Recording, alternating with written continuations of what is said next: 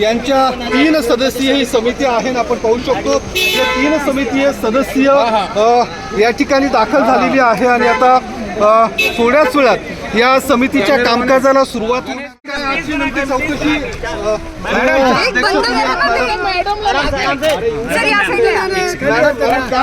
चौकशी असणार आहे, चौकशीचं नेमकं स्वरूप काय असणार आहे?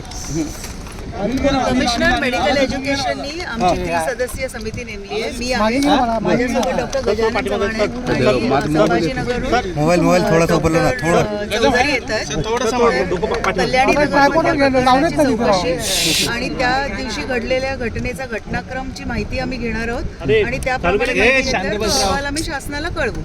मॅडम, काल अजय तावरे आणि श्रीहरी हळवद या दोघांनाही अटक करण्यात आली आहे. ब्लड सॅम्पल मध्ये बदल करण्याचा ठपका त्यांच्यावर या संदर्भात नेमकी काय काय चौकशी असणार आहे? चौकशीचे नेमके काय टप्पे असणार आहेत? शासनाचे चौकशीचे निकष ठरलेले आहेत, त्याचे नियम ठरलेले आहेत आणि त्याप्रमाणेच आम्ही माहिती घेऊ की ती प्रक्रिया ह्या संस्थेत कशा प्रकारे होते आणि त्या दिवशी देखील ती नियमाप्रमाणे झाली आहे की नाही आणि त्याप्रमाणे जो अहवाल असेल तो शासनाला आमच्या सूचनांसहित सादर करू. मग चौकशी कोणाची आणि कशी करणार ते आम्ही माहिती घेऊ ना आता.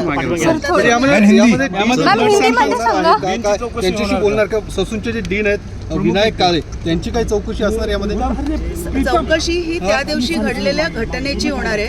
त्या घटनेच्या अनुक्रमाने ज्या व्यक्ती त्याशी संबंधित असतील त्यांची चौकशी होईल. दुसरा महत्त्वाचा आरोप करण्यात आलेला आहे की तुमच्यावरती भ्रष्टाचाराचे आरोप आहेत आणि अशाच व्यक्तीची अध्यक्ष म्हणून नियुक्ती करण्यात आलेली आहे. विरोधकांकडून काही आरोप करण्यात आलेले आहेत. माझी नियुक्ती शासनाने केली आहे, त्यामुळे ह्याचं उत्तर द्यायची सक्षम अधिकारी शासन आहे, मी नाही.